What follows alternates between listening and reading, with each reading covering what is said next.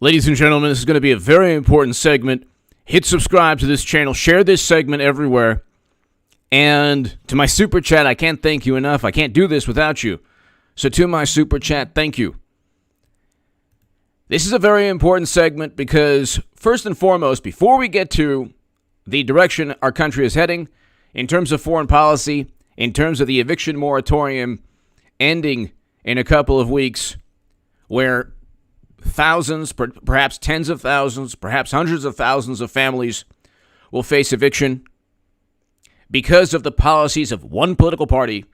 You can't tank American society as we know it to keep people safe and expect them not to face or experience the negative repercussions of these absurd policies. But hit subscribe. Tell your friends about this channel. We're almost at 200,000 subs. We're right next to 184,000 subs, like maybe 10. Almost like, 10 before 184,000, then on to 200,000.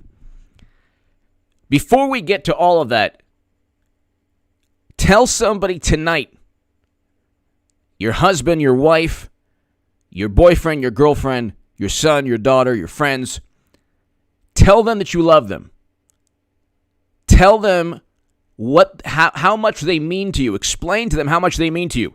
Tell them how much you care about them.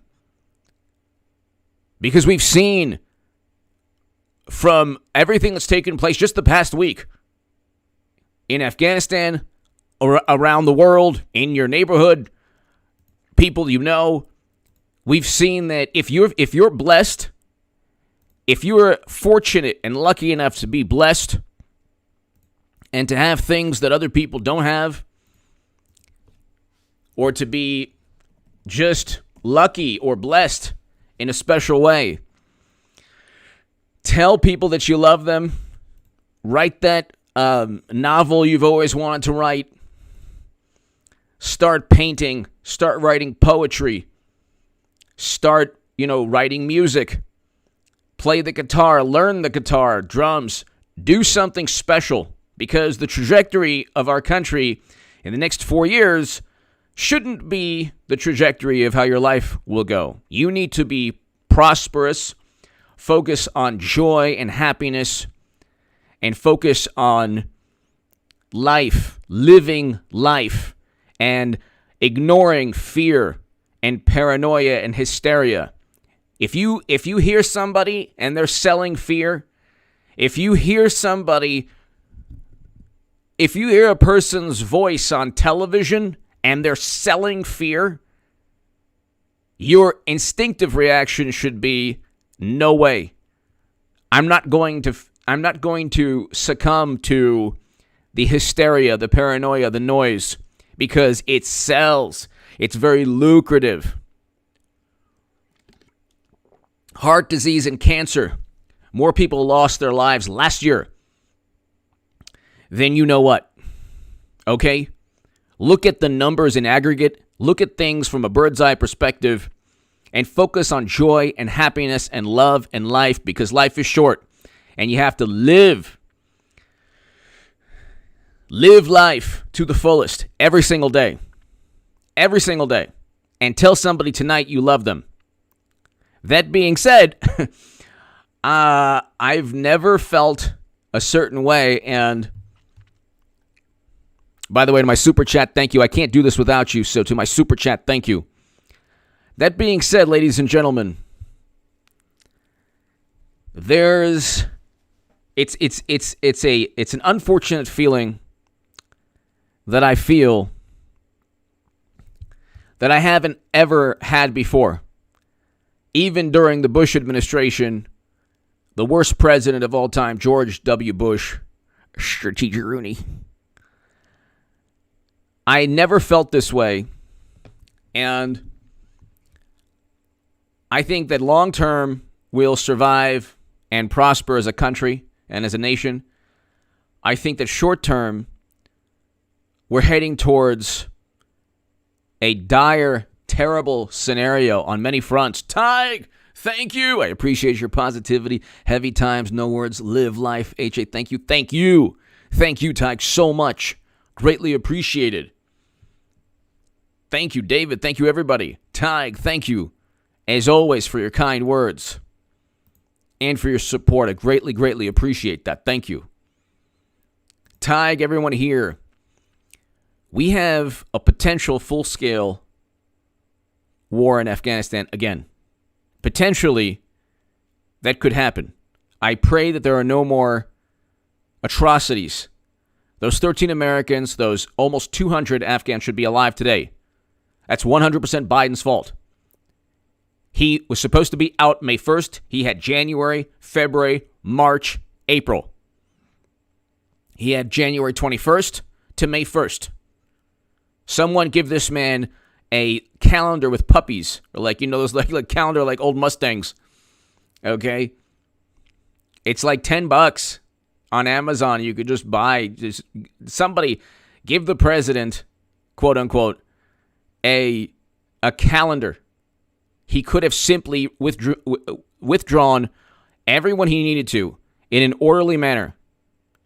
This was agreed upon. The Doha Agreement was agreed upon by every actor, like every relevant actor. Us, our adversaries, the T-Ban, we'll call them the T-Ban. It was agreed upon. Tig, thank you again. We could have simply, in an organized manner, withdrew Americans and Afghans. And we didn't have to do all of this. Didn't have to happen. And that's 100% Biden's fault because he wanted to spite Trump. So instead of agreeing to the May 1st timeline to get everyone out by then, he then said, well, we'll start May 1st. We'll start May 1st. And that's why we have the situation we're in. It's 100% Biden's fault. He voted, by the way, 20 years ago to get us in there. But I never had the feeling before where I looked at our country and said, we're heading towards tough times. I never really had that mentality. I never had the mentality that I always had the mentality the best is yet to come. And that's only like a couple of years from now, the best is yet to come. I don't know if the best is yet to come in a year or 2 years or 3 years. I don't know when we'll rebound economically. I don't know when we'll, I'm not worried about our standing in the world. I think too much is made of what other people will think of us. I think that our national security concerns will grow because Democrats and media redefine national security as Facebook ads. I think that this past week showed national security is not Facebook ads. It's not the Steele dossier. It's not Comey's testimony. Okay? It's not somebody lying to an agent pertaining to an email that had something to do with the Mueller probe, which was not national security, had nothing to do with national security. If the RNC or the DNC or any political party, the Green Party, any political party is infiltrated by Russia, that's the political party's issue, not the country. But they merged the United States government with the Democratic National Committee. So there you go. So the Helsinki Conference was like Pearl Harbor. When in reality, they had a meltdown every single day. We had record low unemployment. Life was better under Trump. Categorically, without a doubt. Life was better under Trump. And the one thing, he wasn't a good communicator. Trump doesn't communicate well. He's a good negotiator, and he's good for the economy. We had record low unemployment. We had record low Black and Latino unemployment. In terms of foreign policy, he's very good. He reversed single-handedly 15 years of failed foreign policy. In terms of social media, in terms of communicating his success and his achievements, he wasn't good at that because media never treated him like a president, so he lashed out, and they poked him and prodded him, and they got the desired response always. And I've talked endlessly about how social media, just did a number on President Trump at the end. But he was a good president in terms of accomplishments. But one thing with Trump is that you knew he wanted something. So his focus was economic growth. When Democrats tanked their states and the highest unemployment rates, the top 10 highest unemployment rates consistently are Democratic-run states. Go to the Bureau of Labor Statistics right now. Go to the Bureau of Labor Statistics right now. You can see, we'll do it right now. You can see the top 10 states consistently, okay, are Democratic-run states. Let's see. Let's get to that graph right here.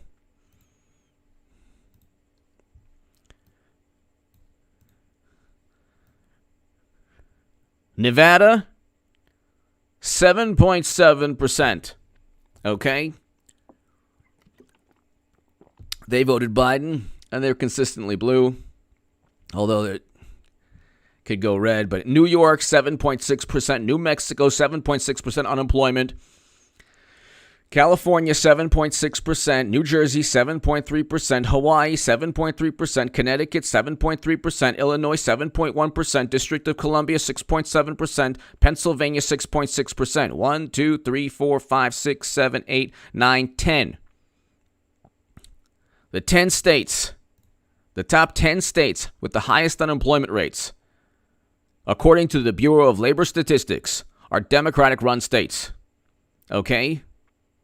Democratic-run states have the highest unemployment rates. You can look at Nebraska, Utah, South Dakota, Idaho, 3%, 2% unemployment. Alabama, 3.2%. Oklahoma, Montana, all under 4, 3.3. Georgia, 3.7. Kansas, 3.8%. Okay? North Dakota, 3.9%. Okay? Red states have the lowest unemployment rates. Blue states have the highest unemployment rates. Then you get AOC and Bernard Sanders saying the wealth inequality and the billionaire class, and it's a racket. Trust me, there was no bigger Bernie Sanders booster on the planet than me. My writing went viral in The Hill, The Huffington Post, Salon, other publications in 2016 and 2015. Hundreds of thousands of people read the writing, shared it, and it resonated. And I truly believed what I was writing because I thought Bernie Sanders was not part of the system he claimed to oppose.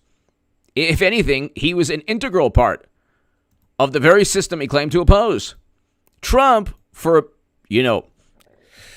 not very, diplomatic. Trump, not very good with social media. But he opposed the system that Bernie Sanders claimed to oppose. We had hundreds of thousands of manufacturing jobs created. We had 200,000 lost under President Obama's 8 years. And we had 300,000 to 500,000 created under Trump before the apocalypse. Okay? Life was better. The media had a temper tantrum and melted down. And so nothing was ever good enough. And it was always he said, she said. Can you believe what Trump said? Nobody should have cared what Trump said, just like nobody really cares what Biden says. But go look at the numbers, okay? Go look at the greatest increase in crime. The greatest increase in crime rates. Democratic-run cities. Go look at the greatest unemployment rates. Go look at the highest homelessness, rates of homelessness. Go look at the highest rates of all the lives lost in terms of the pandemic. And the highest per capita rates, the top 4 in Democratic-run states. New York was the epicenter, and Cuomo won an Emmy. You're not taking my Emmy. Cody! Just stopped by to give you thank you, Cody. Thank you, Cody. Greatly appreciated. I can't do this without you, Cody, and Tig and everybody here. Scarlett! Thank you, Scarlett.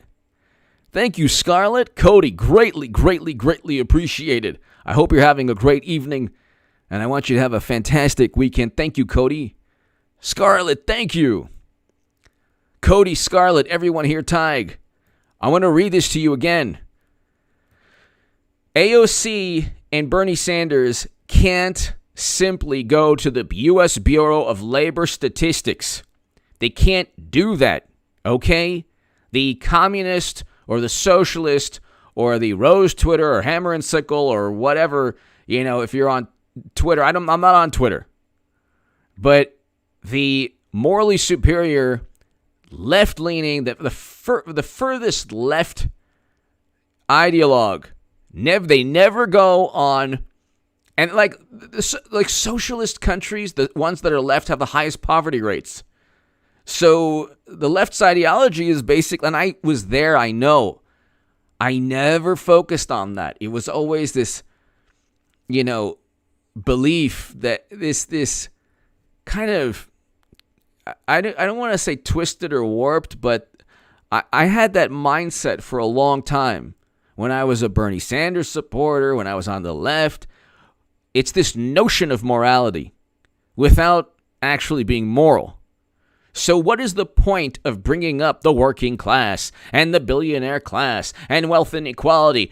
You are consistently presiding, if you're the Democratic Party, over poverty and the highest unemployment rates and the greatest homelessness problems and the greatest number of lives lost from the health crisis globally.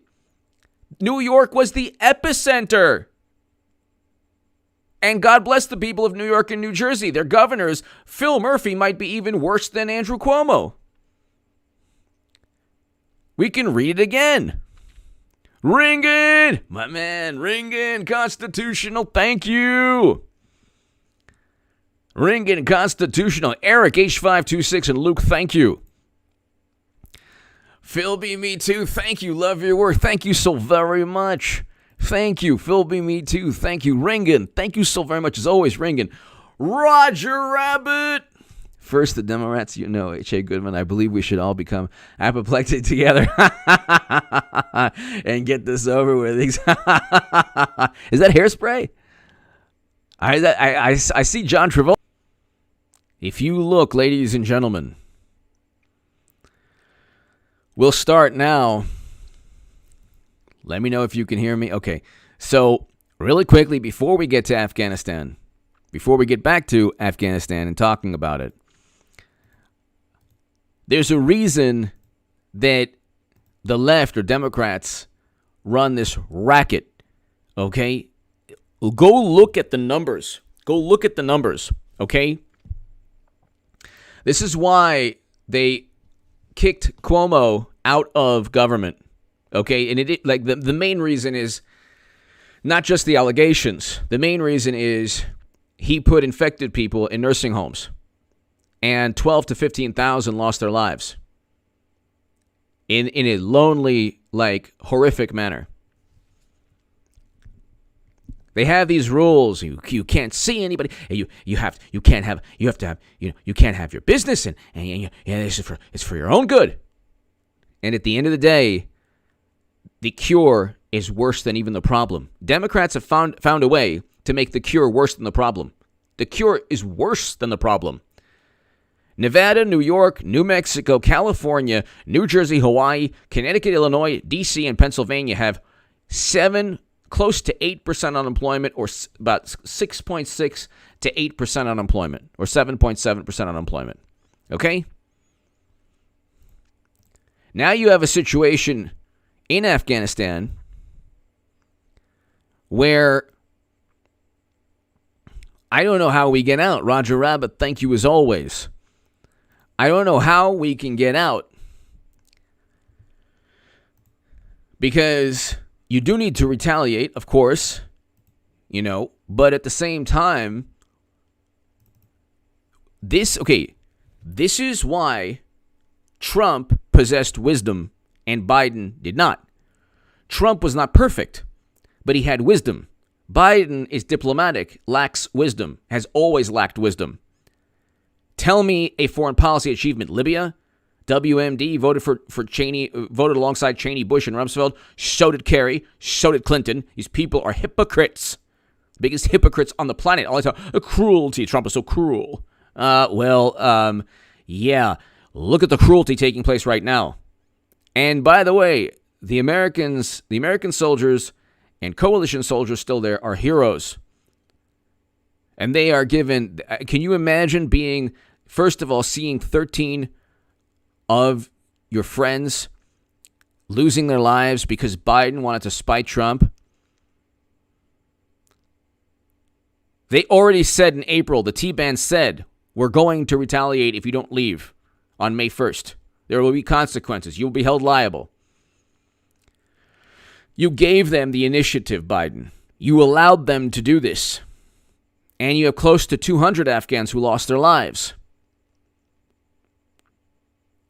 And so the cruelty that took place, is that the fault of everyone who voted for Biden? Because that's the rationale, the twisted, warped, apoplectic, hysterical logic of a great many morally superior, wonderful, God bless them, liberal Democrats. You voted for Trump. That's on you. It's on your hands, on your shoulders. I can't talk to you because you voted for Trump. 30-year friendship. Can't talk to you anymore. You voted for Trump. Oh, so now is it your fault? Wonderful Biden voter. Is it your fault? Did you cause this? Did you facilitate the atrocity the other day? Because I don't know of a day that was worse in Trump's presidency. Most of the days that were bad in Trump's presidency were the media melting down. The media melting down over nonsense. I do read the chat here and there.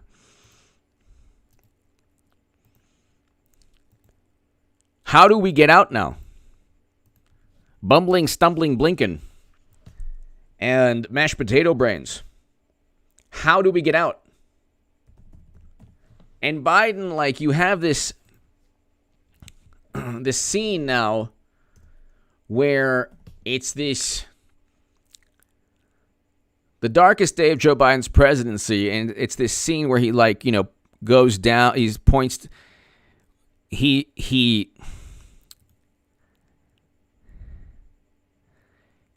crying, and there's nothing wrong with crying at all if the tears are genuine. If the tears are genuine, it's a beautiful thing. I don't think that he was genuine at all. He's an actor. The man's an actor. Okay? And I don't want to be disrespectful because there are great families that have, kids with substance abuse issues. It happens. Okay? I'm not judging that. I'm judging losing the 38 in a dumpster outside of school, which the Secret Service helped him. I'm judging why you would need to buy a 38 if you have the Secret Service, although I would understand still why you would. But then again, you're making it difficult. See, most people don't have $70,000 to spend for private security like a congressional Democrat. We don't have we don't have Hunter's Secret Service detail, so we have the Second Amendment. When I had that thread on my life on Twitter, I don't have Twitter. I went to the LAPD. They said, you should probably arm yourself. And I did. Legally. Okay? I'm a law-abiding citizen. I have the Second Amendment to protect myself and my family. So there you go. But he's crying, and it's you did this to spite Trump. Why are you... These are like crocodile tears. You don't mean that. You don't mean... he doesn't mean that. Okay? All of this, he's such an empathetic person. Give me a break. Give me a break. He might be an amiable person naturally. Okay? He's an amiable person. He has a good personality. Okay? But he loves power. He's part of a racket. The Republicans are also a racket too. Okay? The Republicans who investigated Trump. And I'm not a fan of every Trump Republican. I have to tell you, I'm not the biggest. I'm not a fan of Marjorie Taylor Greene. I think that she just if she says something controversial, it gives Democrats political momentum. You don't want to give Democrats political momentum because they don't have any momentum. They live off of indignation. You can't give them fuel. That's why, I'm almost thinking like right now, President Trump is the only hope for Republicans, but if he puts his weight behind DeSantis, if without Trump, DeSantis is the only hope for Republicans, okay? Because the Republican Party hasn't realized yet that it's Trump's party. So, and DeSantis is a Trump Republican, but he doesn't give Democrats this incentive from God that they don't believe in to vote. So I'm not saying that I don't want Trump to be a nominee. I want him to be nominee, but I want him to just remember his words give political momentum. DeSantis does not give them the same type of indignation. And so I think that, it would be good to be strategic. It would be good to be strategic from here on out. Because 2022 is going to be a colossal political disaster for Democrats. Trump Republicans will take over. The never-Trumpers will be primaried. Indy Wood, who funds and feeds the tea. Well, it used to be Pakistan's intel agencies, but also they have donors throughout the region.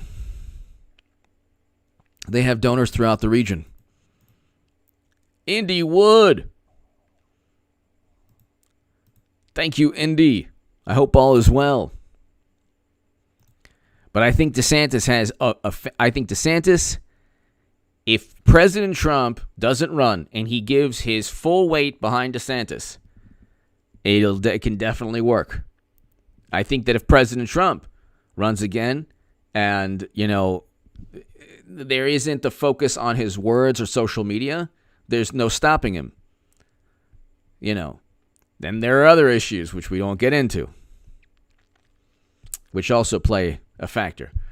But this is the first time, I guess it took me half an hour to get to the actual point eventually. I don't think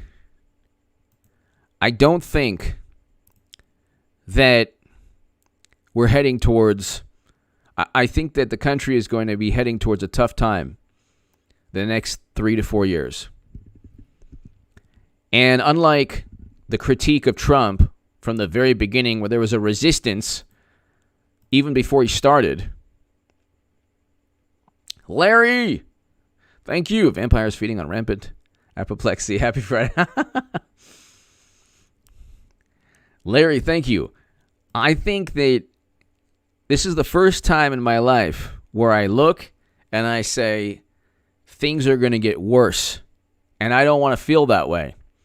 And that's why I focused on telling you to tell somebody you love somebody, love yourself, find something that you love to do, find something that fulfills you, things that maybe like, I don't want to start playing trumpet again or drums or guitar, or I don't want to start writing poetry again, or I don't have time to paint. You know what? You make the time. Live life to the fullest. Even let's say there's a Democrat in your life or rabid Trump derangement person. Tell him you love him. Tell her you love her. Because you know what? Politics is, if the happiness in your life should extend beyond politics. When it comes to this channel should be either catharsis or entertainment. Obviously, we're talking about heavy issues, people losing their lives, atrocities, but it should be either catharsis or entertainment or just news. Politics is not life. And what happened is Democrats don't have any actual policies to stand on, so they had to infuse politics in every element of life, from Major League Baseball to the Academy Awards, and there's no respite. There's no refuge from any of this. And they had to have it that way. And this is a time in American history where even baseball even sports. Ryan! Yes, that's right. Never forget. I never will. Ryan! Corcoran, thank you so very much. All right, that's a day that you can never forget.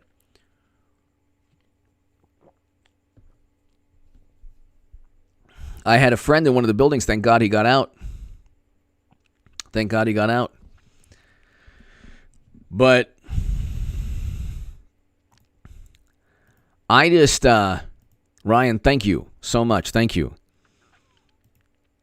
I don't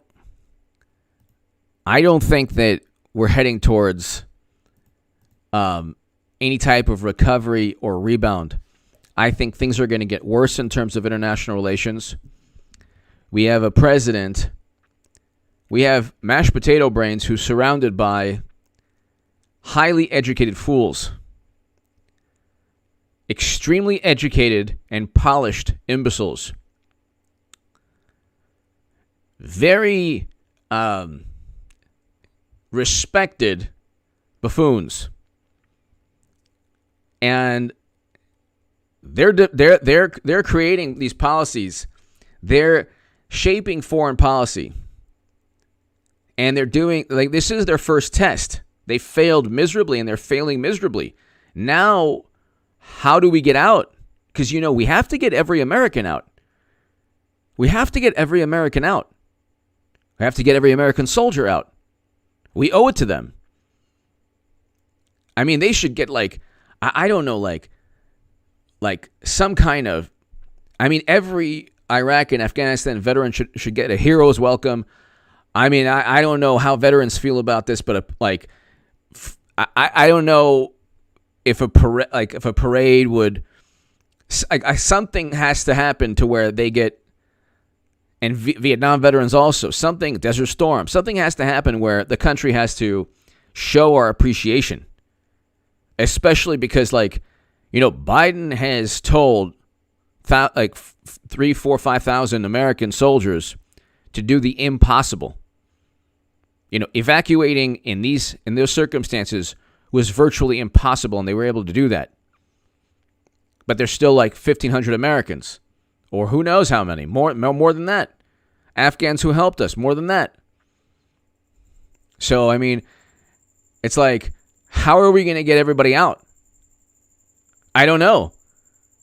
I don't have the answer to that. We're experiencing this situation because mashed potato brains and his bumbling Blinken Secretary of State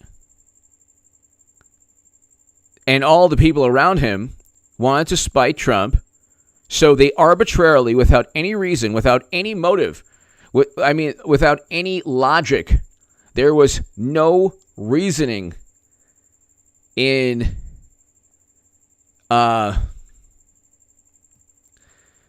there was no reasoning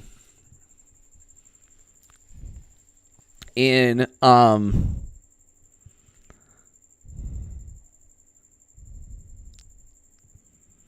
there was just no reasoning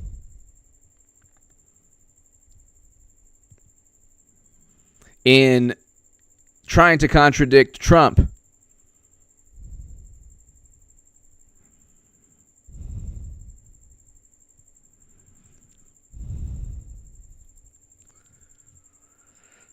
There was no reasoning in doing so. There was no reasoning in doing so. So how do we get out of this? How do we get out of a quagmire? This is now, it was always a quagmire. And for the people who say, well, we could just leave. We could just have, all we had to do was keep a small number of soldiers there, and it would have just been like Germany and Japan.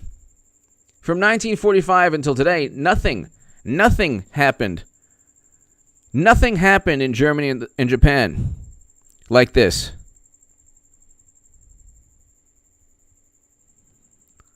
Okay? It's not Germany and Japan. And everybody, give a lot of love to Eric H526 and Luke St. Martin, to the two best moderators. Give them a lot of love. Thank them for just being amazing.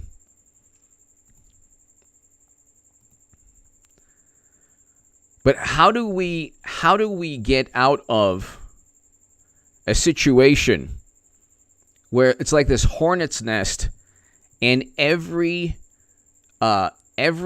possible negative scenario increases, the odds increase exponentially every day we're there? Like, it's not that they're going to get more peaceful. It's going to get more chaotic. And we did this because he did not evacuate Americans. He did not abide by the negotiated deal. There's so much like smokescreen and spin and propaganda and like, well, Trump, that deal was a bad deal. Who cares if it was a bad deal? It was if people think it's a bad deal, it's irrelevant. It was negotiated by everyone. It was negotiated and agreed upon. He did not abide by the negotiated deal. He did not abide by the negotiated deal. And he did that to spite Trump. TXP! 12 Monkeys, where do we start? TXP! Yeah, I think the reference to the movie, right?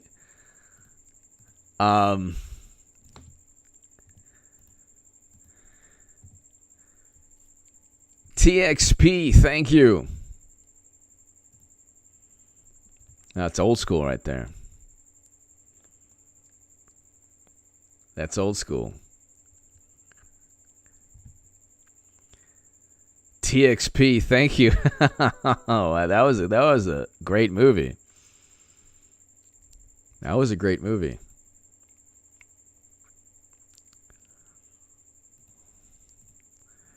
TXP, thanks so much. How do we get out? Now, what happens if Taiwan is invaded or blockaded? That's a huge issue right now. This is bad. Taiwan plans to, U.S. warships transit Taiwan Strait after Chinese assault drills. This is bad. This is not good. I don't want to speak like this. I don't like to speak like this because I always believe eventually we're going to survive and prosper, and not just survive. I'm a very big believer in our country and like the fact that we will always overcome any obstacle eventually. I think we will overcome this time period. I think for the next 4 years, we're going to possibly descend either into madness, further into madness, because the people who have been wrong consistently on every issue. No. You see, you have to, you weren't doing it right. You have to actually, no. Nobody ever said if you juggled flaming bowling pins while crossing a tightrope and hopping on one foot. Nobody said that you'd get to the other side. In fact, that's what this is all about. You actually have to start kind of balancing yourself and jumping up and down on one foot. And the problem was, you actually didn't throw one of the bowling pins at a flying pigeon that is flying across you. You actually have to hit the pigeon. See, that the experts are saying that. And then if you do that, but then see, again, next week there could be some clouds, and so then you'll have to do something else. And you have to start singing, a special song. And honestly, you have to continually do this. They move the goalposts, and I'm trying to, communicate without directly communicating. But they move the goalposts over, and they never admit they're wrong. And the worse, like the more wrong, the more like the greater the failure, the more they move the goalpost and say, but you didn't listen to us enough. So now we have an eviction moratorium ending. Now we have, God bless these families, tens of thousands of families facing homelessness. Now we have Taiwan that might be overrun. This is a huge issue. This is a huge, huge issue. A huge issue. As China-Taiwan tensions raise, Japan begins preparing for possible conflict. Why do you think Japan is so interested now? They know. They know. It's right in their backyard. It's in their neighborhood. They know what's going on. You think that China doesn't know we're at our weakest point now? We can't. What are we supposed to do? We're going to face two crises at once? Can't do that. We could barely do one.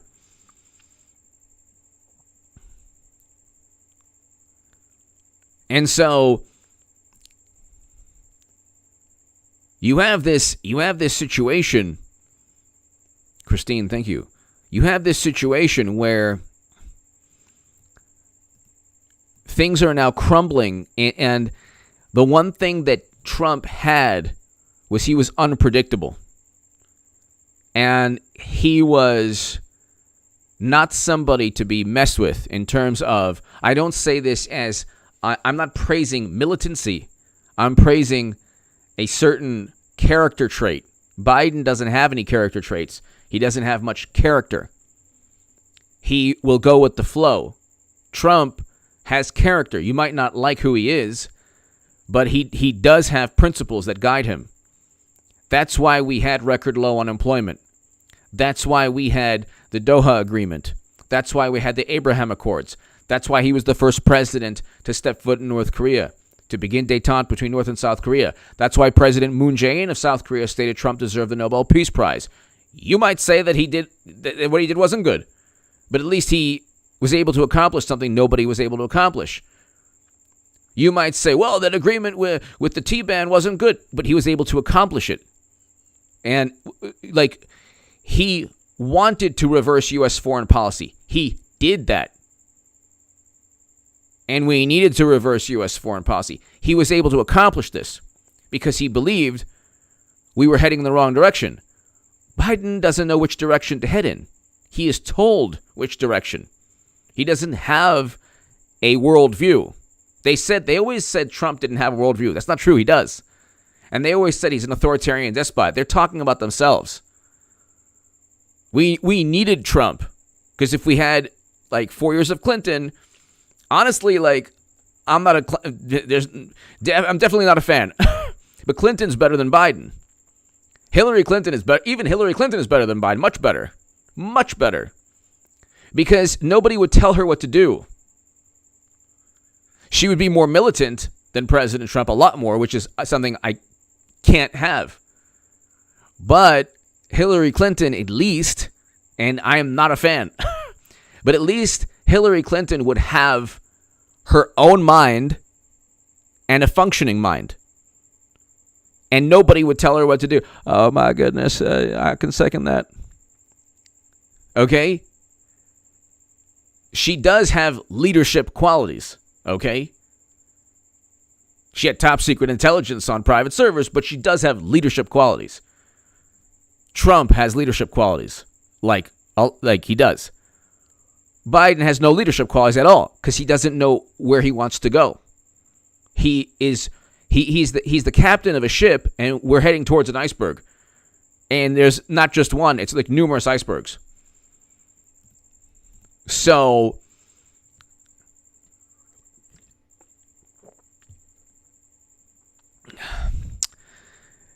TXP, thank you. Okay, let's see. I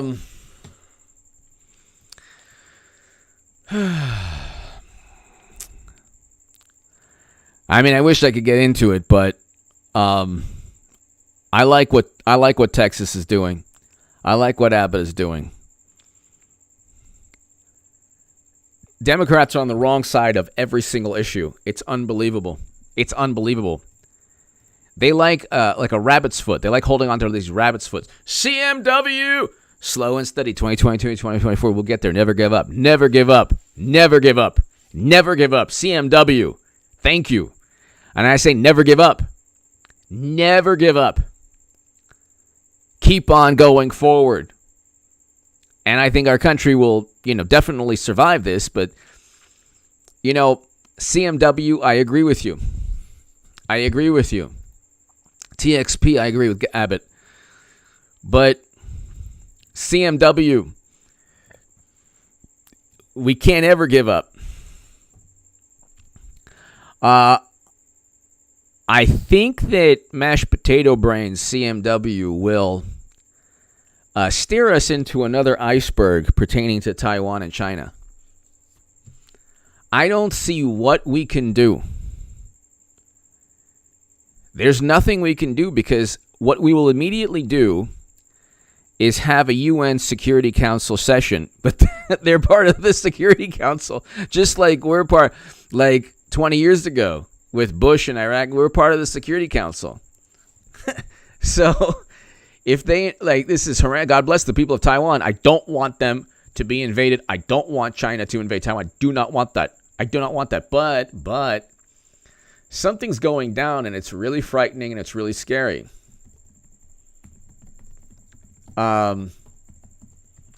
It's really frightening, and it's really scary.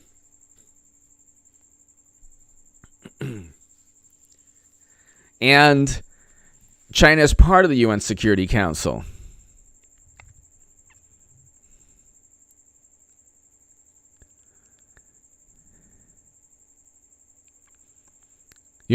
When Bush went into Iraq, it wasn't sanctioned, so it was not nor sanctioned by the UN Security Council.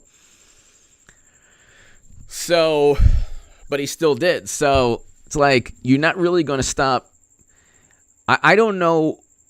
The only CMW and everybody here, if China decides to overtake Taiwan, which would be a catastrophe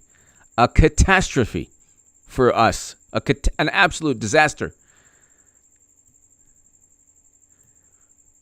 because that would greatly increase their ability to take over other islands in the Pacific, in addition to other advantages they'd have. And, it would be obviously it would be devastating for the people of Taiwan. But this would be like Thucydides and the Melian Dialogue. And it would be basically a smaller country being taken over and the entire world not doing anything. And like Sparta, we wouldn't do anything. We wouldn't really do anything to help Taiwan, other than perhaps show. I mean, we could perhaps engage in a Cuban Missile Crisis response, which would be an immediate stalemate, but it would be WW3 because they have the same armaments that we do. So I'm telling you, when the ICBMs are above, I'm going to say at least Trump doesn't have a Twitter account. And when it's Red Dawn and Mad Max and Waterworld, I will say at least we don't have Trump's mean tweets. And I'll have a cardboard, at least Trump's not on social media. It'll be the best. You got what you wanted. He's not on social media.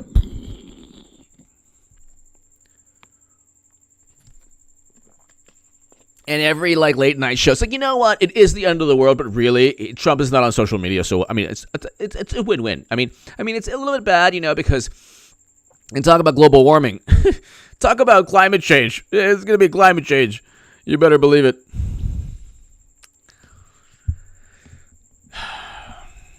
Not a good scenario. Very bad. Very, very bad. But, I mean, it's heating up. So now what happens? We send a carrier group, but they have their own navy as well. So we have a bigger navy, but that is a small region. So it's like, and then we have our navy patrols the entire planet. So, we have other regions that we have to patrol and keep stable and Persian Gulf. And so it's like,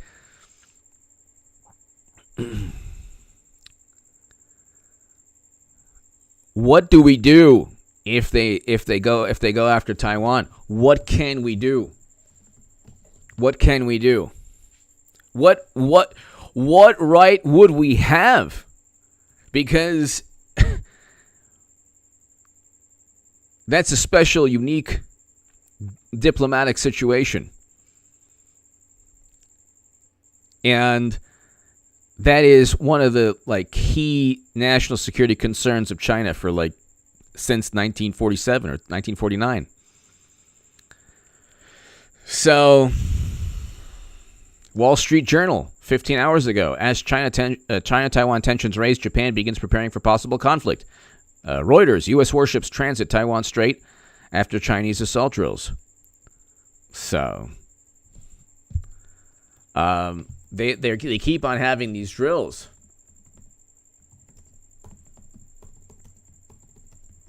Could you imagine, God forbid, could you imagine if China invades Taiwan? Could you imagine? And we're still in Afghanistan, and we're bogged down. Could you imagine? And we have Biden. Could you imagine if we have Biden?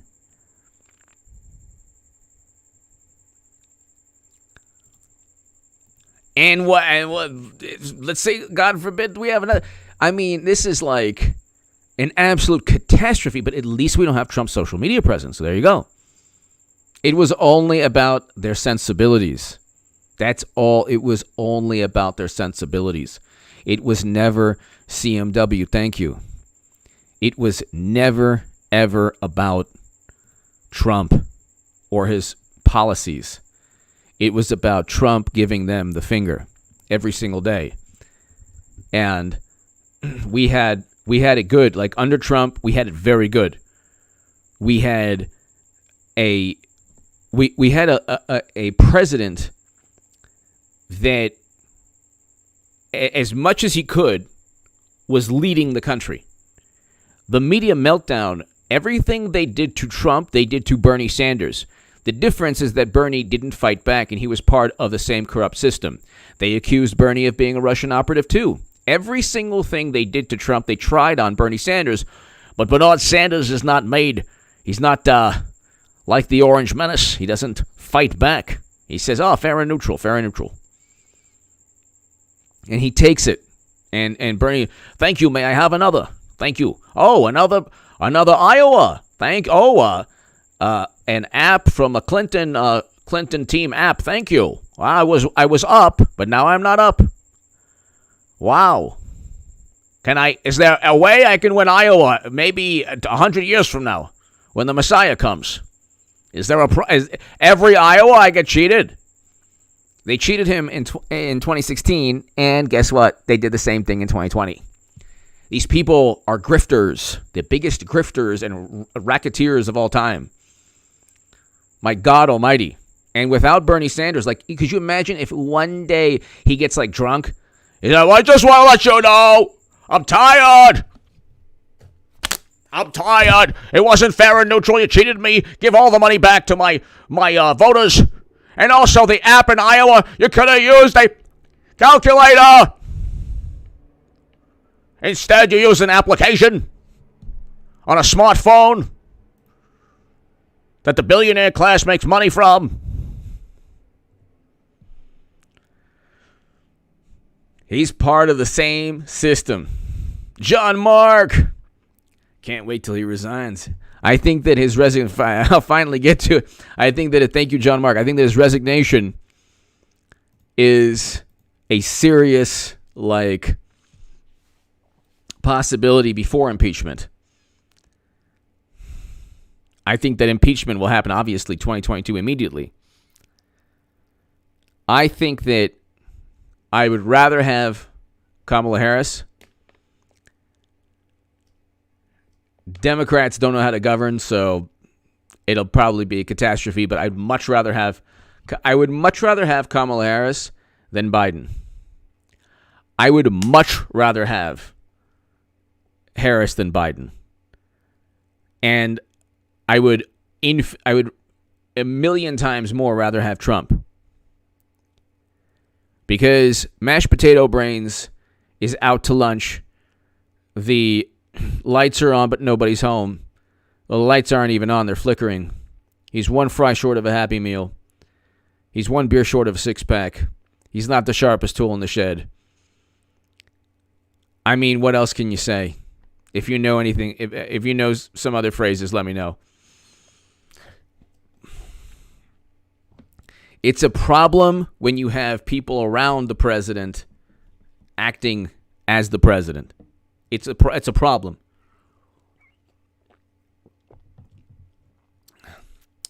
Democrats are like, anybody but Trump. Well, now you have anybody but Trump. So now you have anybody but Trump. So what do you think now?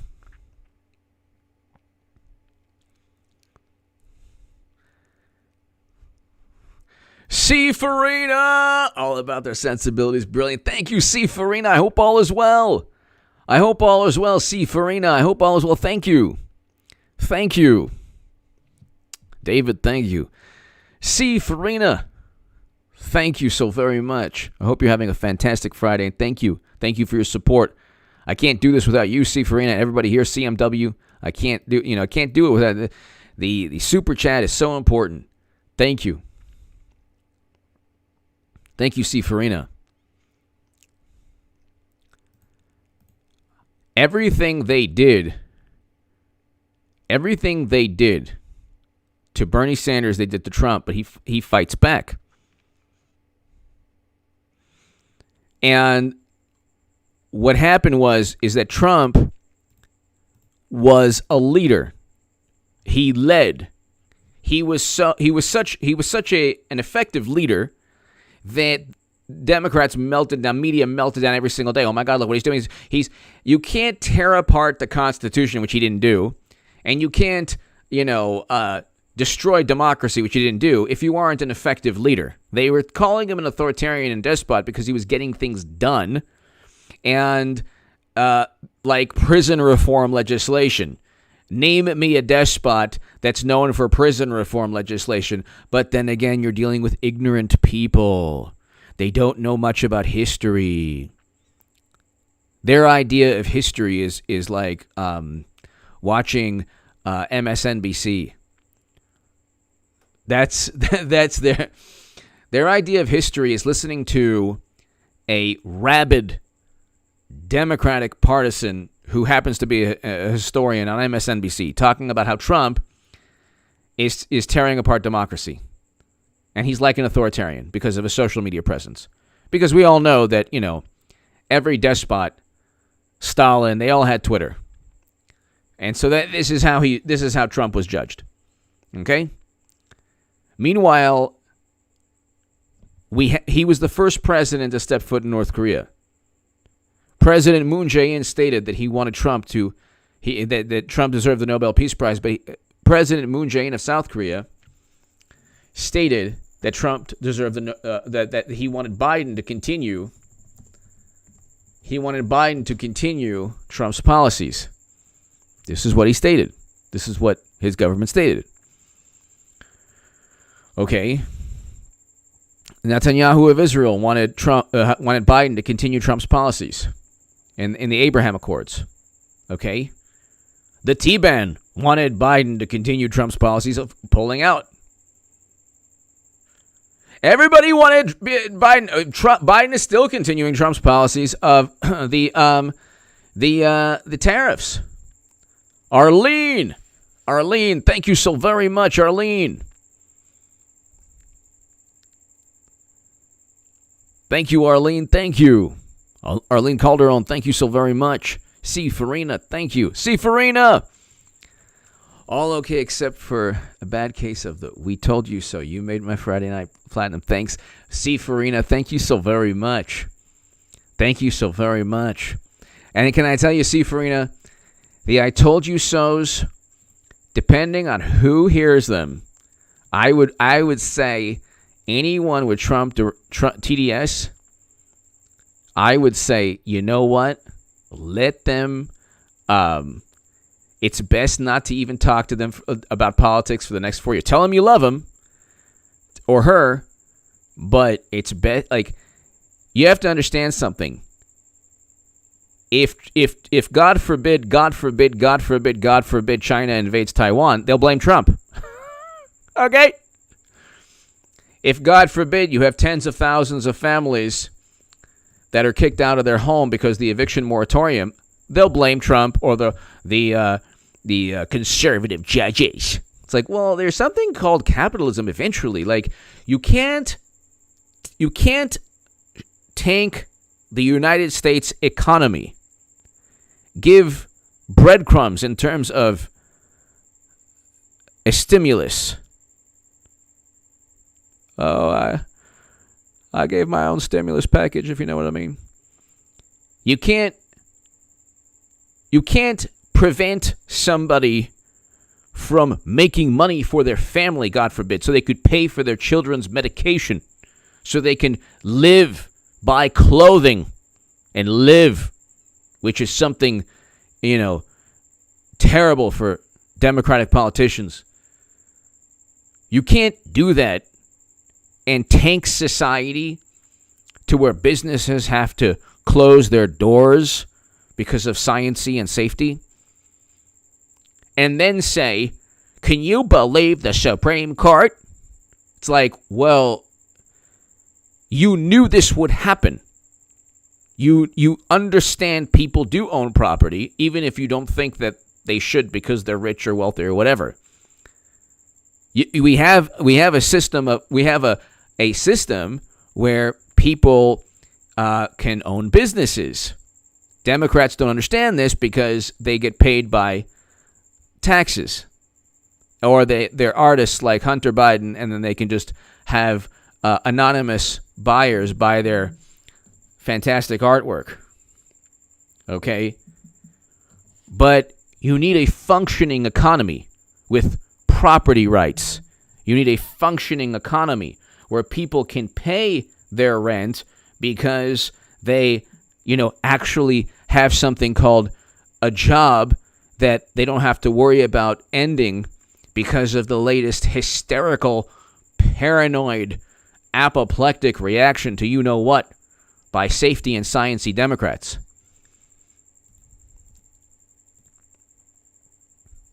People want to work and prosper. We had that under Trump. And then you want to know what I got? You want to know what I got during Trump? I would say, try to be very nice to, friends, very nice. Oh, but just want to let you know, we have record low unemployment. Yeah, I don't want to have a problem in a debate. We're having lunch. Oh, yeah? What about real wages? Huh? Are real wages good? How are real wages now? And the inflation rate is highest also per state. And then just suddenly they become this economic mind. Well, real wages aren't going up as fast as that people need under Trump. Our debt is going. How's the debt now? How's real wages? Inflation by state. Let's look at this. What is tonight's latest aggregate numbers on how horrible Democratic states are? Okay, what's inflation by state? Give me the inflation numbers by state. Can I just get that? Can I just get that, please? Can I just get that?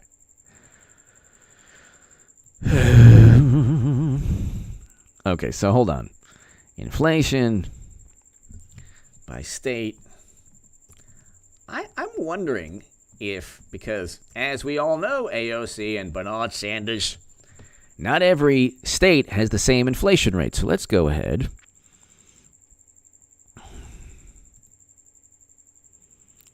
All right.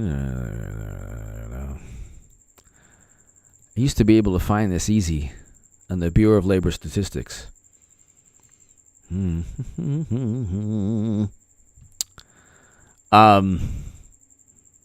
You better believe that Democratic run states have the highest inflation rates. I'll get to that. I hope I'll get to that soon. But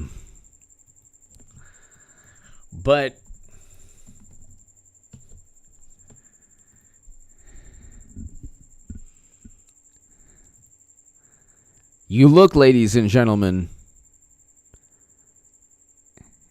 it's gone quarterly from like 1% to like 5.4%. Unbelievable.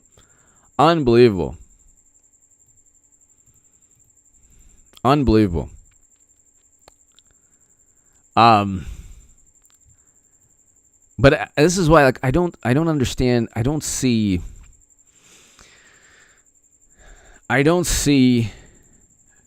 the future being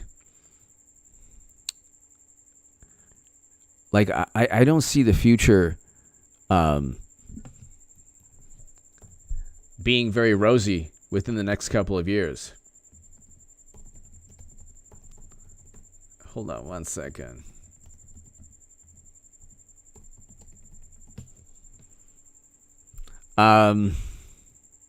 Unbelievable. So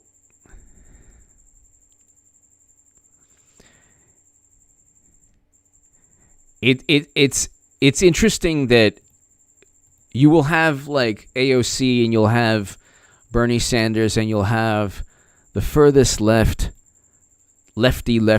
communist, socialist, and they're running on economic justice. They're running on wealth and like they're talking about wealth inequality. They're saying how unfair it is, how it's immoral, how capitalism is immoral because of poverty. Yet yet they vote Democrat, and the Democratic policies cause poverty. You can't stop all of society and expect that eventually, because the average is around $6,000. People owe about $6,000 in back rent. I read that in the LA Times today. So you can't go ahead and expect people to be able to pay their rent while at the same time keeping them safe.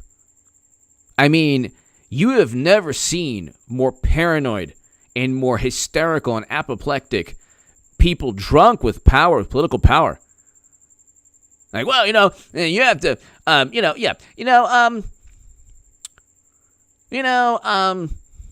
we're going to do this to make it more difficult for you to rebound economically and to keep you safe.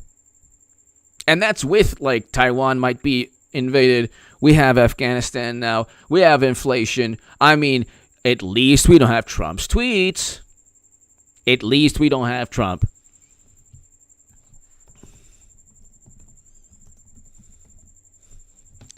At least we don't have Trump. So, at least we don't have Trump.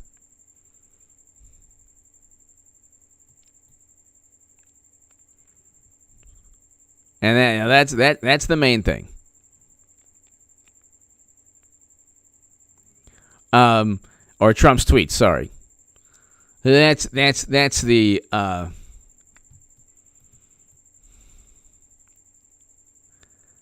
that's what their sensibilities. It's all about their sense. Well, this is what we think. Oh, this is the new thing. Well, this is what we like. Obviously, you're going to analyze and evaluate the risk, and then you'll agree with us, right? No, not really. No, not in all cases. You're going to agree with us, right? Don't you think that we're engaging in the most logical course of action? Not really. Not always. Not lately. Well, then I guess you won't be able to enjoy a nice brunch now, will you? Or maybe even the movie theaters. Or maybe even the gym. But free donuts, free donuts, free donuts, free fries. If you just want to let you know that you probably want to see things our way. Remember that song, Try to See It My Way? They're like Democrats are like these like little, like nice little bunny rabbits with like 2-foot claws, like sharp claws. They're just hopping around and they care so much about you if you don't listen to them. It's Edward Scissorhands. But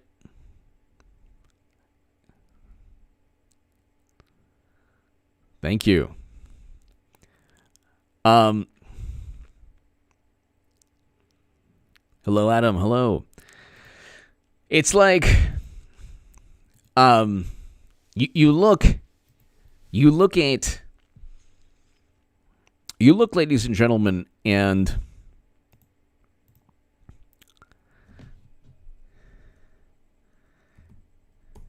you look at,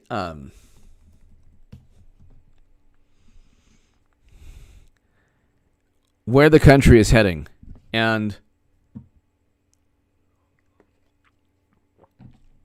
for 4 years, media redefined national security as Trump's tweets. They impeached him twice on things they couldn't get him in a court of law on. So that you should take impeachment with a grain of salt. Like, they impeached him, okay, on things that they couldn't prove in a court of law. So they were able to impeach him, okay, and it was a big, oh my God, it was this huge,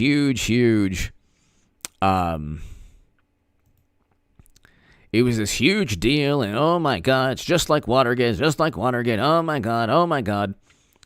But they couldn't impeach him on, or they couldn't get him on in a court of law. They couldn't prove their accusations in a court of law because they didn't have the evidence to do so. Not with Mueller, not with pressuring Zelensky. David Von Kettering. Thank you, David. Thank you so very, very much. Greatly appreciated, David. Thank you. David, thank you so very much. Mikhail Archangel. The D's are definition of what Allison Mack was part of, led by manipulative leaders, emotionally driven by MSM, discipline with social media, the ever-present fear of being exiled in oblivion. Yeah, Mikhail, thank you. They are really focused. They're really concerned with image. It's true. They're really concerned with image.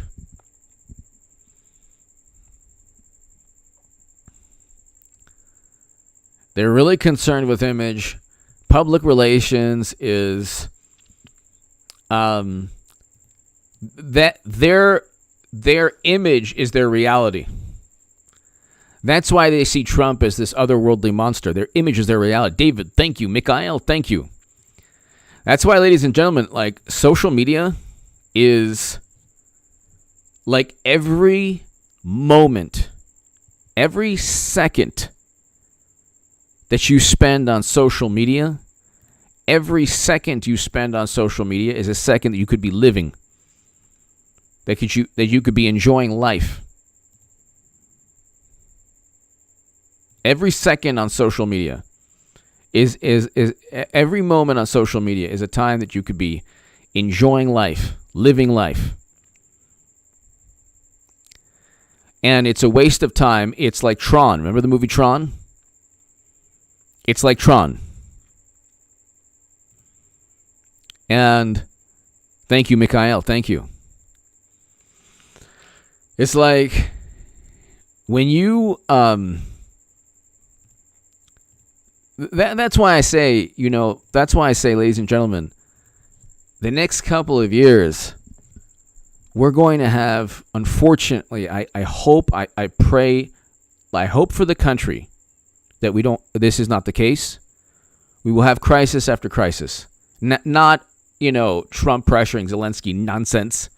That was all like the little fever dreams of a public relations monstrosity. Not Trump's tweets, not him insulting people. Did you see he insulted people? Well, China might invade Taiwan, so.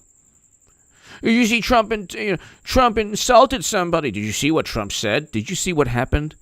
Like, an atrocity took place the other day, worse than any day in Trump's administration. I want to know a day that's worse. I want to know the days that are worse in American history, not many. I mean, obviously, there are a great many days that, when we had, wars, and I'm talking about just a day we had that is a war, but what's going on? But I'm talking about a day in U.S. history. Yes, the other day, the atrocity that took place is one of the worst days we've ever had as a country.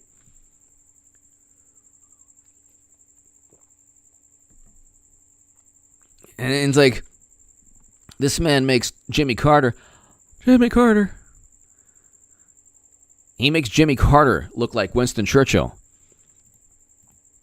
I mean, it's like, Mariah V! I still hear you even after you declined my marriage proposal. Mariah V! You're awesome. Thank you so very much. Very flattered. I do appreciate it. Thank you, Mariah. Thank you. I hope all is well. Hope you're having a fantastic weekend. And Mariah, thank you. Mariah V, thank you so very much. Mikhail, thank you. But I don't want to be a downer. I don't want to Mariah, thank you again. Thank you. It's not my style to say this, but we're heading towards a very difficult time in the country. I think in terms of foreign policy, I don't know how Biden gets us out of Afghanistan. I don't know how he gets us out. Because it's only going to get worse, God forbid. But it'll probably get worse. I don't know how he gets, because we still have Americans trapped behind enemy lines. We have 15,000, we could have thousands. And then they say, well, if you want to leave, let us know. Or they said something like, oh, for the people who want to leave. It's like everybody wants to leave. So how do we get them out? Okay, how do we get them out? And we still have Afghans who deserve to be here. And if they're leaving, if they're leaving Afghanistan and they're coming to the United States of America, they say, well, you haven't vetted them. Okay. If you are, let's say, somebody, this is like our country is like Sodom and Gomorrah. If you're leaving Afghanistan, to go to the United States of America would be like if you didn't appreciate or want the freedoms or want generally. I'm speaking in general terms. What I'm trying to say is, for somebody who doesn't like the country, they wouldn't want to come here. They would view this country as the worst possible place, for their families or to raise their kids. So, I just leave it at that. I'll leave it at that. They say, well, I've heard a lot of comments. Well, the vetting process, well,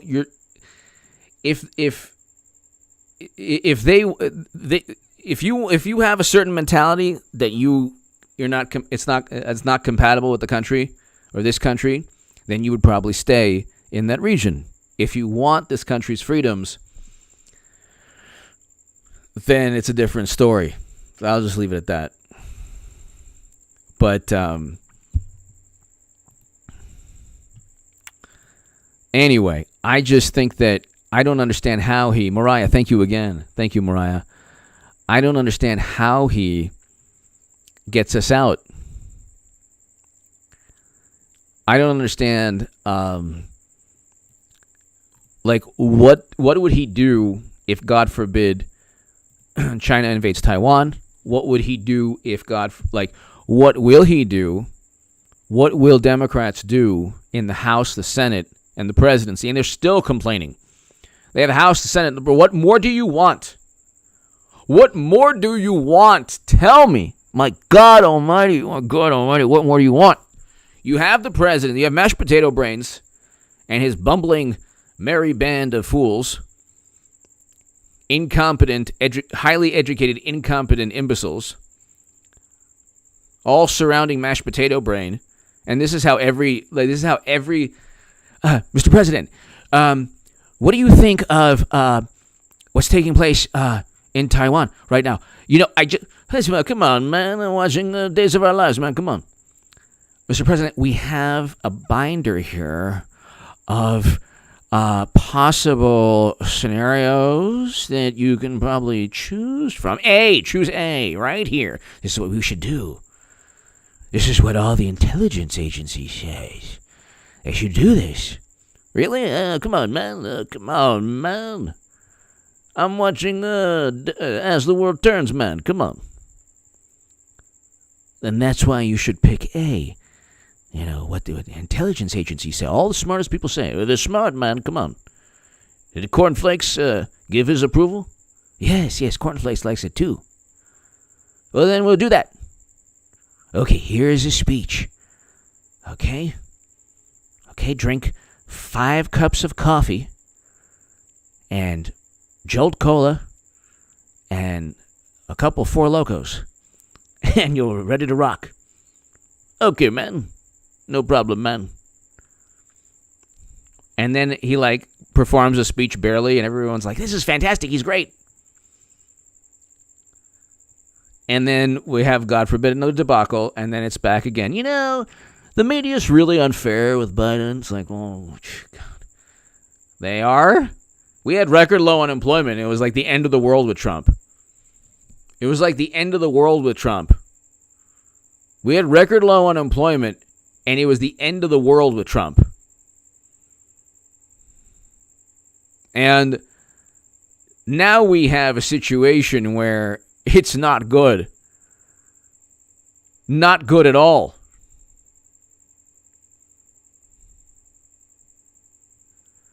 And thank you. And it's like, all I want, Teresa, thank you. All I want is, you know what? I'll even go for, give me any decision as long as he made it. How's that? I don't care. It could be the wrong decision. It could be WW3. Do it. Don't sing it, bring it. Do it. As long as it's Biden's decision, I'm cool with it now. You know what? It is what it is. Just as long... I don't want Jake Sullivan or, a bumbling Blinky. I don't want any of these people. I want Biden to make a decision. Anything. If it leads to WW3, so be it. That's it. I don't care. ICBM's above. Did he actually make the decision? Yeah, this is what happened. That's fine. He's president. Sorry, they wanted it.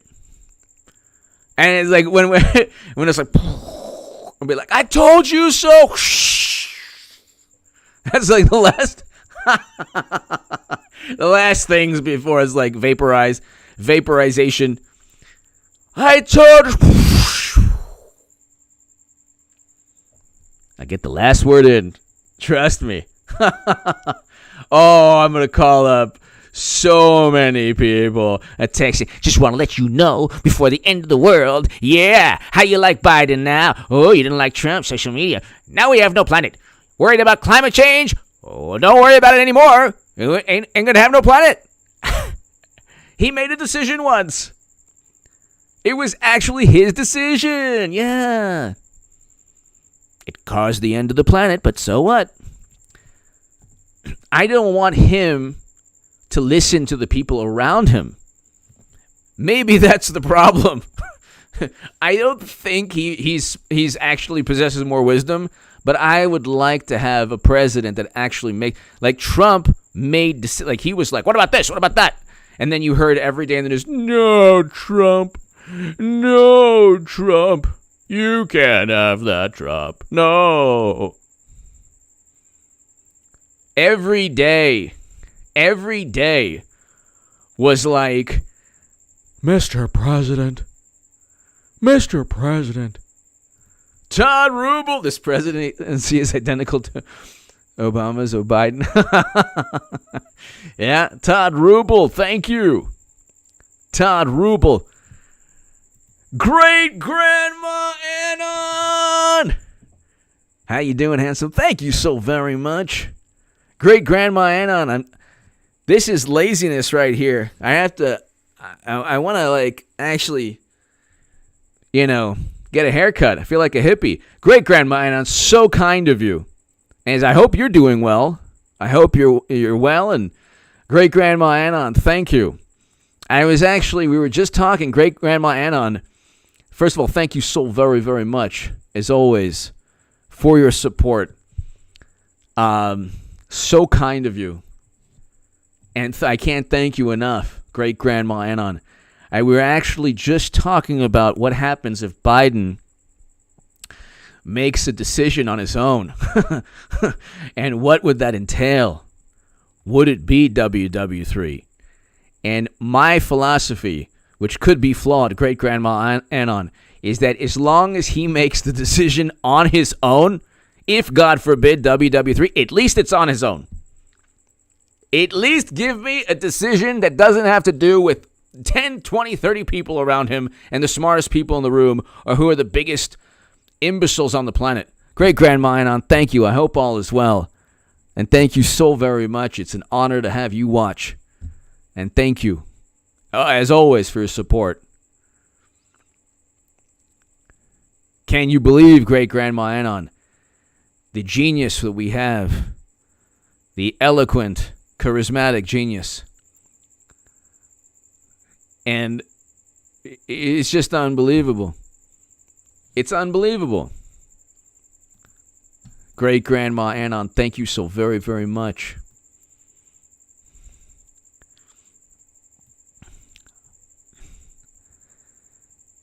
I just don't understand, ladies and gentlemen, and Great Grandma Anon, who is giving Biden this wonderful advice.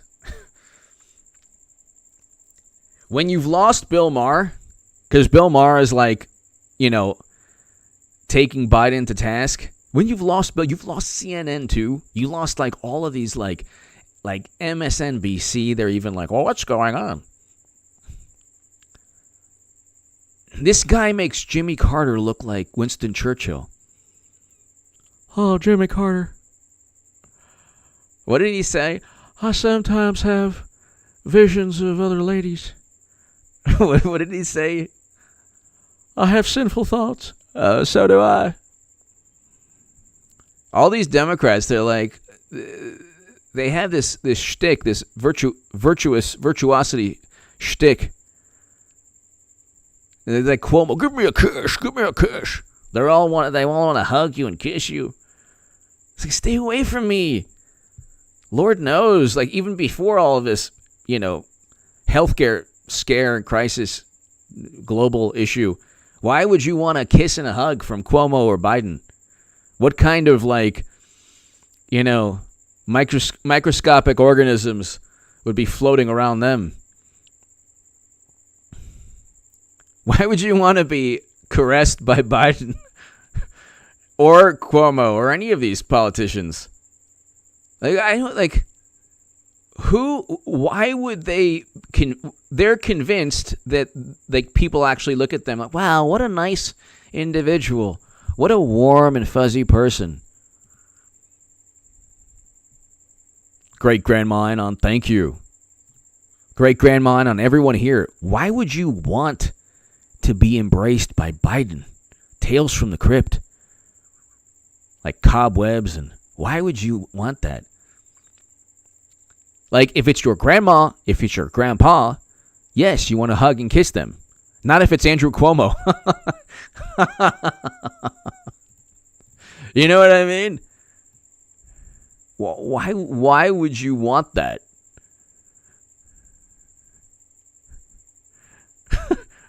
Why would you? When did he, like, who is telling, yes, you know that thing you do when you slobber all over everybody?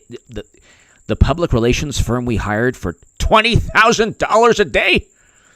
Yeah, they said it's fantastic. You should do that. Go and hug them and kiss them. Give me a kiss. Don't touch my Emmy. I got an Emmy. He left the dog and he took his Emmy. The one thing he left was the poor dog. What is it with these? Mitt Romney puts his dog on his car. You know, you've heard of Andrew Cuomo. He left his dog in the governor's mansion. You didn't hear that? Great grandma Anon, did you hear that? He left the poor dog in the mansion. It's true. Oh, I love it. Cuomo's dog, Captain. He names him Captain. Left at mansion after governor departed. He's like, oh, you know what? Somebody will take care of him. I got my Emmy, so that's what counts.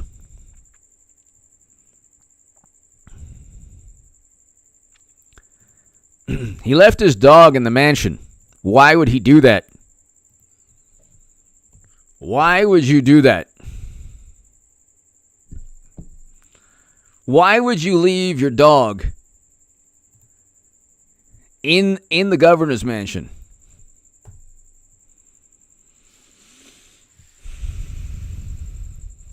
Why?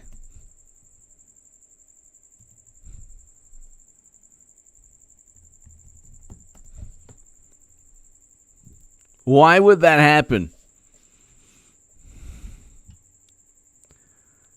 Who does this? What kind of person does this? He named his dog Captain.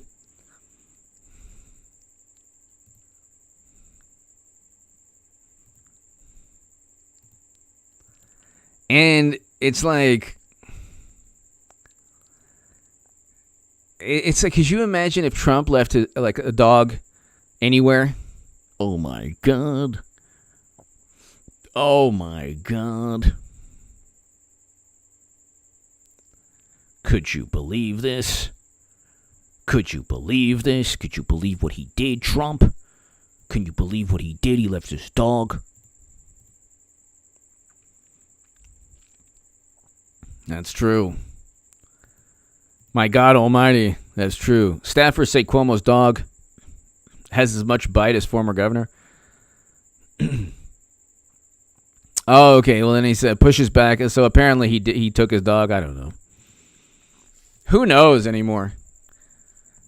All I know is that they don't treat Democratic politicians in the same way they treat Trump. It's a completely different ballgame. It's a completely different ballgame. And it's like,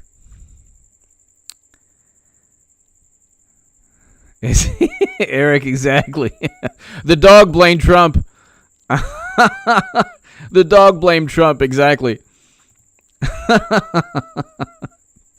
That's true. They interviewed the dog, and the dog said it's Trump's fault. You know. Oh my God. But I mean, you know, in all seriousness, I don't know how he gets us out. Like, I hope, great grandma, and I'll thank you again as always. I hope that he's able to get us out. But you have like Mitt Romney putting his dog on the top of his car. What is it with these? What is it with these politicians? Like, they treat the country like they treat their pets. It's terrible. I don't get it. The big issue now is what happens if, the big issue now is what takes place if God forbid China,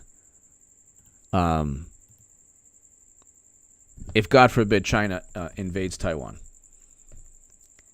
Because if that happens, I don't know how we respond.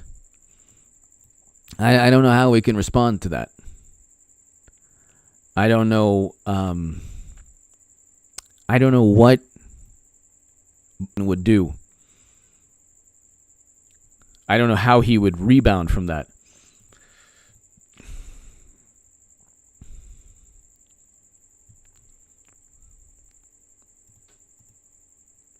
So that would be very, very difficult to address, because you would have a situation where you'd have multiple, like a crisis on multiple fronts, and this administration is not good at like negotiating or dealing with a crisis. And we've seen they were handed a negotiated deal.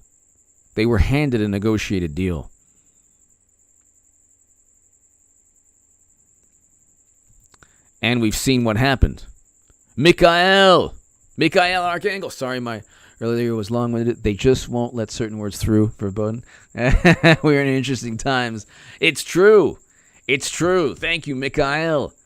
Thank you as always.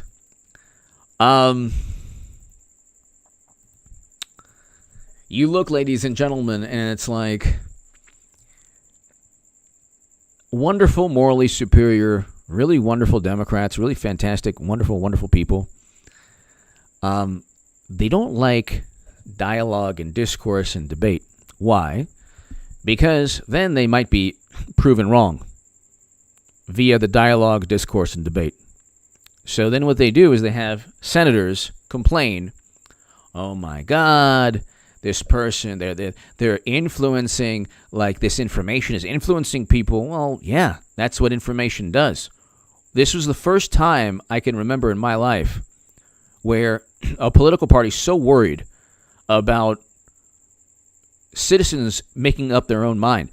It's supposed to be your responsibility to communicate effectively and to convince people that your side is right.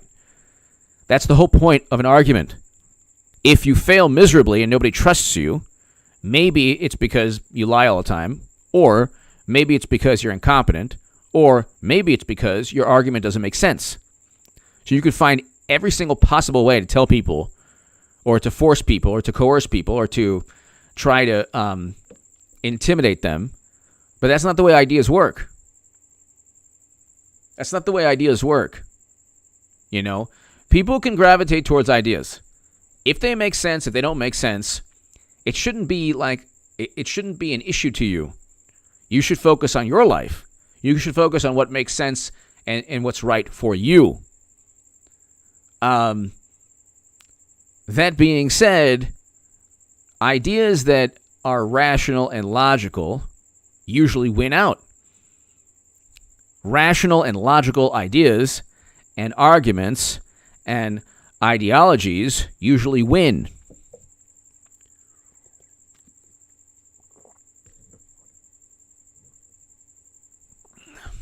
But they want to stifle speech because there are two worlds. There's the world you live in with your family. That's why I say tell your friends you love them, your family you love them, your husband, your wife, your kids, your grandkids.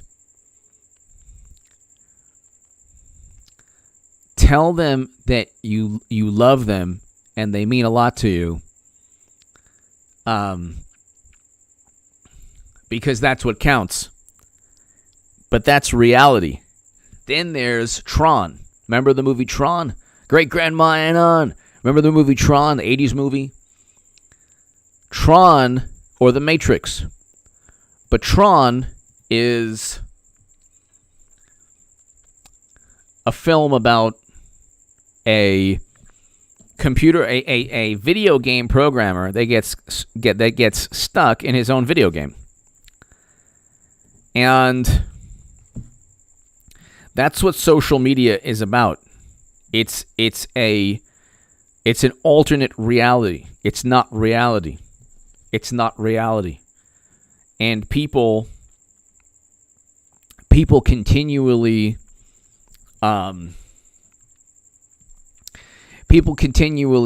mistake social media for reality.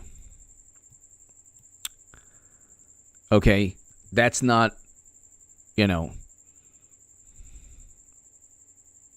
that's not what's happening. There's only one reality, okay? There's only one reality, and that is, what you do. Can you hear me, ladies and gentlemen? Can you hear me, ladies and gentlemen?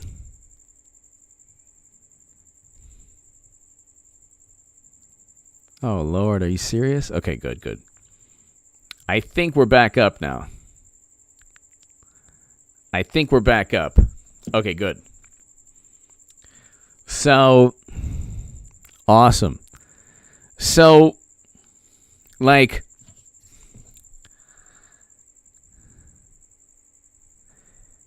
you want to go ahead and you want to limit, they say that this is social media, like YouTube, but really it's not. Message board platforms, Twitter, Facebook, Instagram, that's a different reality. You're stepping into a different world, and you have to be careful because you're stepping into a different world. And it's not like this. If you had social media at any point in U.S. history or world history, you'd have the same negativity. Okay, it's not like we're more it's not like we're more negative, or we might be, but it's like if you have a platform or a venue to communicate your negative thoughts, which every human being has, Twitter is unfortunately the best platform, the best type of platform for that type of thing. Okay? It's the best platform possible to communicate negative thoughts. You don't want situation. And that's the thing. It's social media is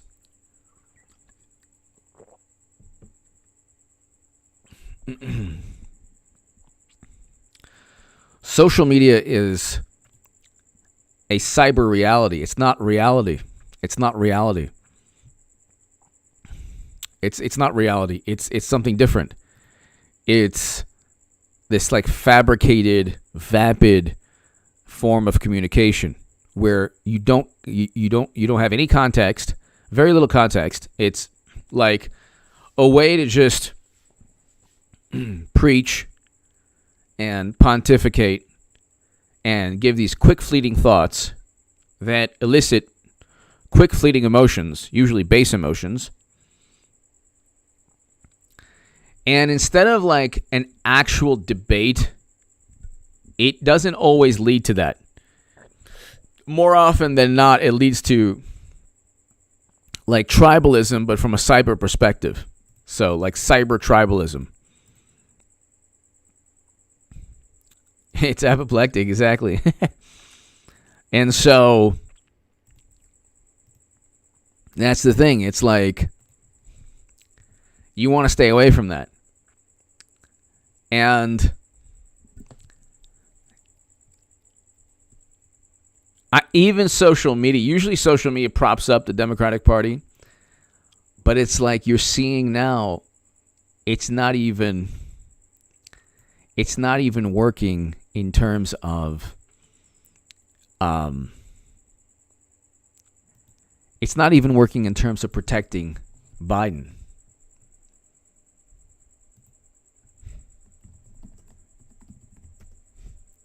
It's not even working to protect Joe Biden. He's that bad. He's that horrible. Like this cyber reality that's only served the interest of Democrats. It's like even they're turning on Biden. But again, see, like they're already trying. They're already like trying to, blame other people. It's not Biden. It's somebody else. It's Trump, of course.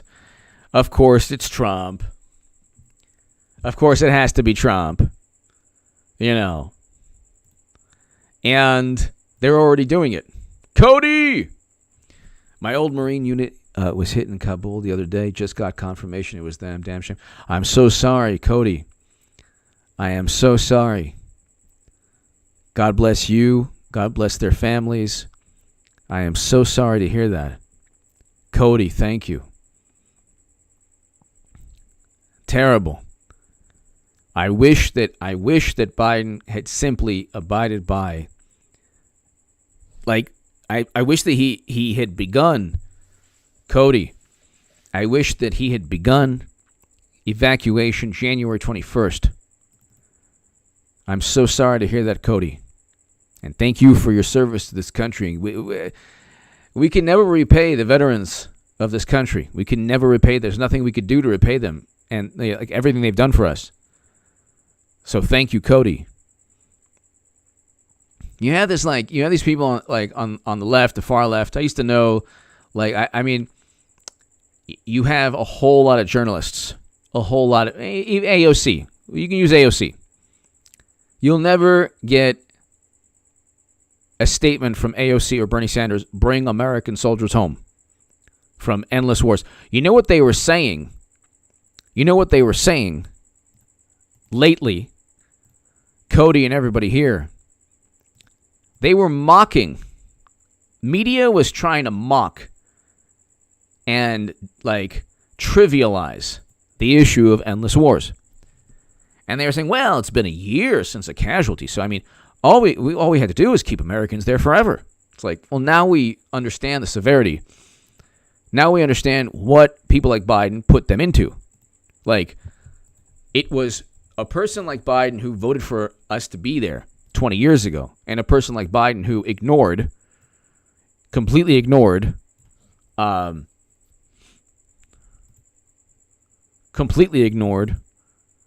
what we had to do to get out. So, Cody, I'm so sorry to hear that, and our thoughts and our prayers are with you and with your old unit, and this country could never repay the veterans that have done so much for us. I don't know. I think that when you look at what's taking place, what happens if, God forbid, things get worse? What happens if, God forbid, things get worse? And that's something that I think is an important point. Like your life, you should focus on your life and your happiness, everybody. You got to focus on your life and your happiness. But the question is, what happens? What happens?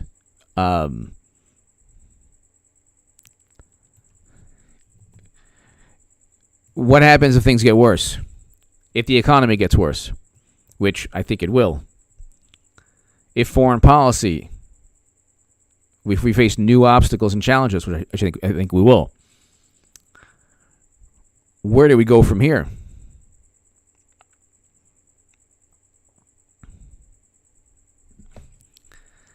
I mean, that's something that I think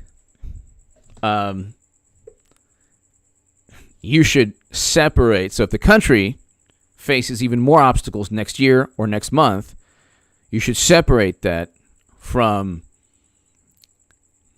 your life. Your life must, great-grandma and on Cody, everybody here, your life must prosper. You must experience joy, happiness, health, everything good.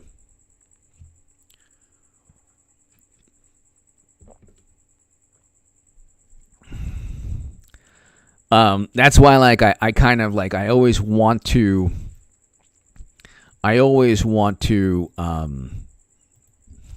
emphasize that when you watch any of my segments, when you watch Fox News or MSNBC, or if you're still on social media and you see somebody posting politics, what you should do always is draw a clear distinction between politics and your happiness. Because, unfortunately, because of social media and other factors, politics has been infused in every element of life. And it's never happened before. We never had something like that before. So,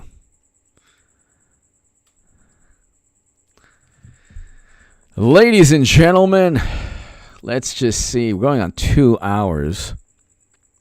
And this has been a fantastic Cody and a great-grandma Anon. Jesus, thank you.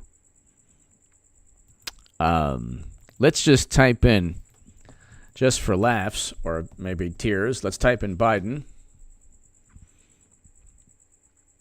This is so fantastic. Washington Post. Biden escalates his efforts to puncture the Fox News bubble. What? What does that even mean? What? What about the MSNBC, CNN, Washington Post, New York Times, Esquire, Vanity Fair, Rolling Stone, Daily Beast, BuzzFeed, Time Magazine, Los Angeles bubble?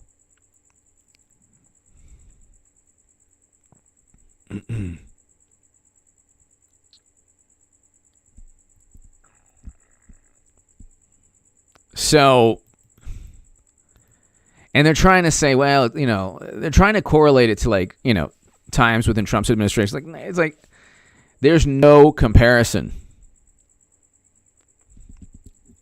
538, Biden's declining approval rating is not just about Afghanistan. Yeah, they cut his mic the other day. They cut the man's mic the other day. Raphael, thank you. They cut the man's mic the other day. J-Hold, I like the Dodgers and Angels, Raiders, Trojans.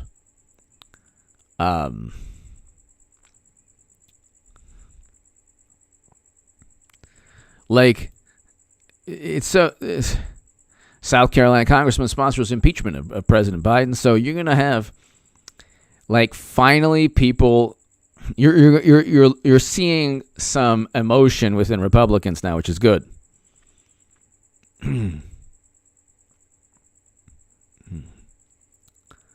So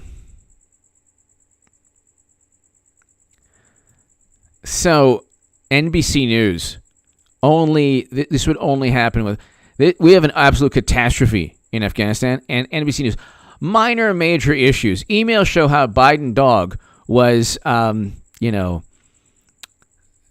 more playful, let's just say, than White House said. What?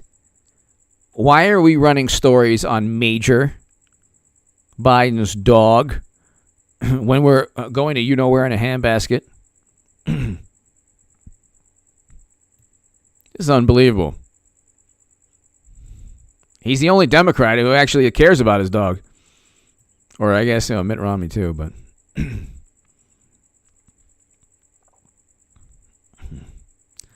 Leon Panetta says U.S. troops will need to return to combat in Afghanistan. Well, there you go. Biden is complete failure.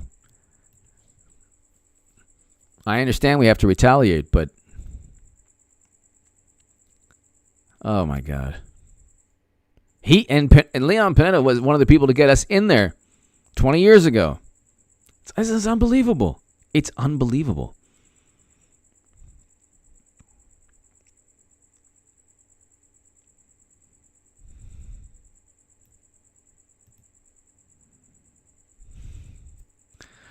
Well, ladies and gentlemen, thank you so very much.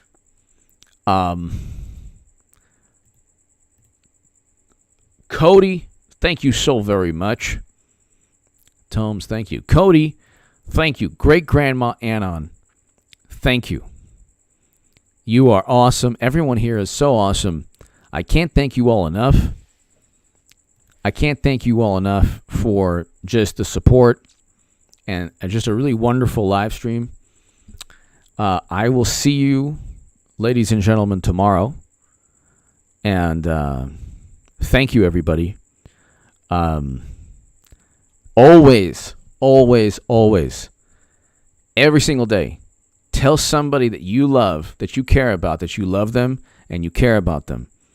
And the reason I say this is not just because I'm like, it's kind of like, some kind of like, persona I'm trying to. I think things are going to get worse. I think that this country is going to experience some very tough times because of Biden or the people around him. And I hope that's not the case. But if we're experiencing tough times as a country, I want you to draw a line, separate your life from the hysteria and the madness of media and of politics. You should prosper. You should continue to love and have as much joy and happiness as possible in your life. And draw a line between your life and your happiness and media and politics. Thanks so much, everyone. Great Grandma Anon, thank you. Cody, thank you. Thanks, everybody. God bless. I'll see you all tomorrow. Tell your friends to subscribe to this channel. Thanks, everybody.